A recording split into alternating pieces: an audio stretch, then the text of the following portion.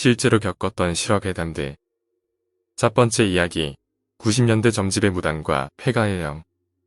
대학교에서 겪은 일입니다. 저희 학교는 지방에 있는 터라 주변에 산이 많습니다. 산이라고 하기에는 낮고 언덕이라고 하기에는 높은 그런 애매한 산들입니다. 그런 산 속에 폐가가 하나 있습니다. 학생들에게 유명한 폐가라서 선배들도 잘 알고 있던 것 같습니다. 선배들에게 이야기를 들으니 저와 친구는 여자임에도 불구하고 왠지 가보고 싶다는 호기심이 생겼습니다. 선배들이 혹시라도 거기 가고 싶은 사람이 있어도 절대 가지 말라고 했지만 가지 말라고 하면 더 가고 싶어지는 게 사람 심리 아니겠습니까? 그래서 혹시나 생길 일을 대비해서 남자 동기를 한 명 더 꼬셔서 가고 싶었지만 웬일인지 동기는 절대 가지 않겠다고 해서 둘이서 폐가로 향했습니다. 지금 생각하면 무슨 용기가 났었는지 궁금합니다.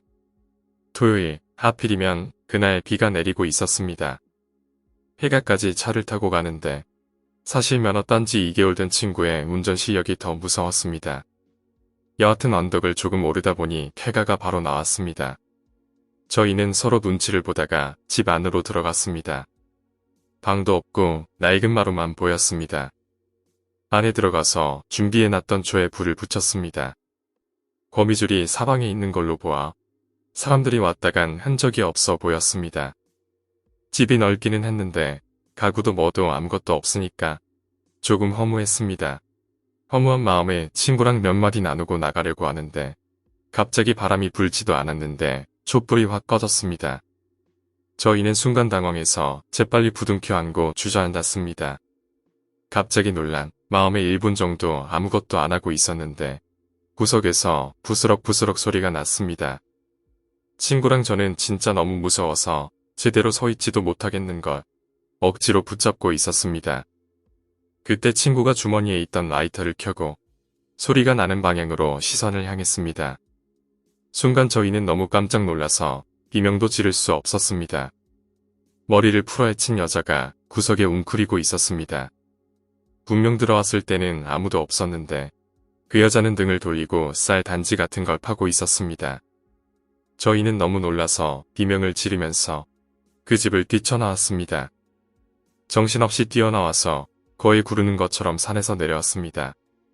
왜냐하면 저희가 소리를 지르는 순간 그 여자가 저희를 째려봤기 때문이죠.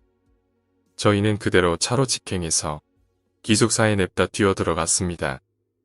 기숙사에 도착하자마자 안심한 저희는 곧바로 잠이 들었습니다. 그런데 침대에 눕자마자 이상한 소리가 들렸습니다. 누군가 제 머리 옆에서 단지 안에서 쌀을 씻고 있는 것 같았습니다.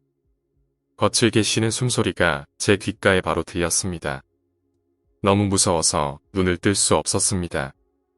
하지만 그런 소리가 계속 들리자 참을 수가 없었습니다. 무섭지만 소리의 정체를 궁금해서 용기를 내서 침대에서 일어났습니다. 벌떡 일어났는데 침대에는 아무도 없었습니다. 그리고 절 괴롭히던 소리 또한 나지 않았습니다. 혹시나 해서 같이 갔었던 친구의 방으로 갔습니다. 제 맞은편이라 바로 문을 열면 나오는데 친구가 울면서 나오고 있었습니다. 아까 그 여자가 천장에 붙어 있었어. 그런데 눈이 없었어. 기가 뚝뚝 떨어지는데 그게 내 볼에 닿는 느낌이 너무 찝찝해. 그 여자가 점점 다가오면서 나한테 손을 뻗는데 손톱도 하나도 없었고 손도 갈기갈기 찢어져서 살 사이로 뼈가 보이고 너무 무서워. 어떻게 해? 우리 거기에 괜히 갔나봐. 친구의 말을 듣자 아무 말도 할 수 없었습니다. 그저 복도에서 저희는 아무 말도 못하고 서 있었습니다. 그때 저희랑 친하게 지내던 친구가 방에서 나오는데 저희를 보고 하얗게 질리며 놀라는 것이었습니다. 그때 저를 혐오스럽게 바라보던 그 친구의 살기 어린 얼굴은 지금도 잊을 수가 없습니다. 아무 말도 하지 마 라고 말하면서 갑자기 소리쳤습니다. 저희는 너무 당황해서 가만히 있었습니다. 친구는 갑자기 저희 둘의 손을 잡고 끌고 어디로 향했습니다.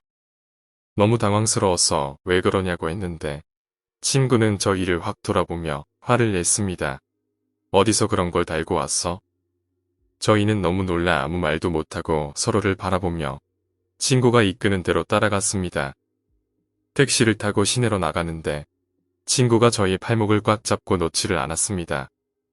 팔목에 피가 안 통할 정도로 꽉 잡고 있었지만 저희는 무서워서 아무 말도 안 하고 친구가 잡고 있는 대로 내버려 뒀습니다. 이윽고 택시가 도착한 곳은 점집이었습니다. 친구가 안으로 들어가더니 젊은 여자분이 나오시는 것이었습니다. 여자분은 저희를 보자마자 엄청 째려보는 겁니다. 그리고 한참 동안 의식 같은 걸 했습니다.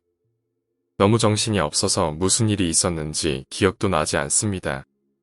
몇 시간 정도 굿이라고 생각되는 의식을 하고 저희에게 쌀을 2움큼 정도 먹이고 손톱이랑 조금 잘라서 태우셨습니다. 그러고는 집에 가라는 겁니다. 저희는 그대로 기숙사에 돌아왔습니다. 저희를 데려간 친구는 이제는 괜찮다며 푹 자라고 했는데 그 말을 듣자마자 긴장이 풀려서 바로 잠들었습니다. 그리고 다음날 잠을 푹 잘 수 있었고 아무 일도 없었습니다. 지금도 그때 생각만 하면 아찔합니다. 친구에게 무슨 일이냐고 물어도 아무 말도 하지 않습니다. 아무리 물었지만 친구가 해준 말은 이 한마디였습니다. 쌀 먹는 명은 잘 먹을 수 있게 절대 방해하지 마. 지금도 그 일에 대해서는 아무 말도 해주지 않습니다. 평소에 워낙 잘 웃고 착하고 밝은 친구라서 그때 친구가 지었던 질린 표정은 아직도 잊을 수가 없습니다. 두 번째 이야기, 기괴한 응급환자. 내가 당직이었던 밤에 자다가 급하게 호출당했다.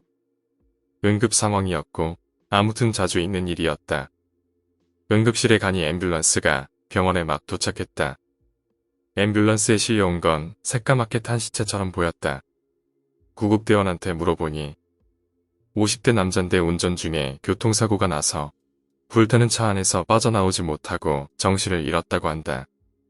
일단 살아있긴 했지만 온몸이 새까맣게 타서 고기 굽는 냄새가 사방으로 풍기고 토할 것 같았다. 전혀 움직임도 없다. 이제 시간 문제다. 굉장하네. 일단 심장은 안 멈췄는데 뭐 가망은 없지만 하고 구급대원이 말했다. 의사도 이거 굉장하네라며 치료를 할 생각도 없어 보였다. 간호사도 무서워했다. 나는 일단 검사는 해보기로 했다. 의료기기가 있는 방에 들어가서 준비를 하는데 그 새까맣게 탄 환자가 실려왔다. 주사를 놓으려고 혈관을 찾는데 피부가 새까맣게 타서 어디에 혈관이 있는지 통 모르겠고 이거 엉망진창이라 주사도 못 놓게 생겼네 하고 중얼거리며 혹시나 멀쩡한 피부가 남아있는지 찾으려고 팔을 잡았을 때 그 새까맣게 탄 환자가 말했다. 제 상태가 그렇게 심합니까? 나는 말문이 막혔다. 계속 의식은 있었다. 지금까지 우리 대화를 다 듣고 있었다. 그 방에 있던 전원이 얼어붙었다. 그 환자는 2시간도 지나지 않아 죽었지만 몇 번이나 저는 죽습니까? 라고 묻고 우리는 몇 번이나 도망치고 싶은 충동에 휩싸였다. 오늘 이야기는 여기까지입니다. 오늘 이야기가 재미있으셨다면 구독과 좋아요, 댓글 부탁드립니다. 댓글은 저에게 큰 힘이 됩니다. 감사합니다.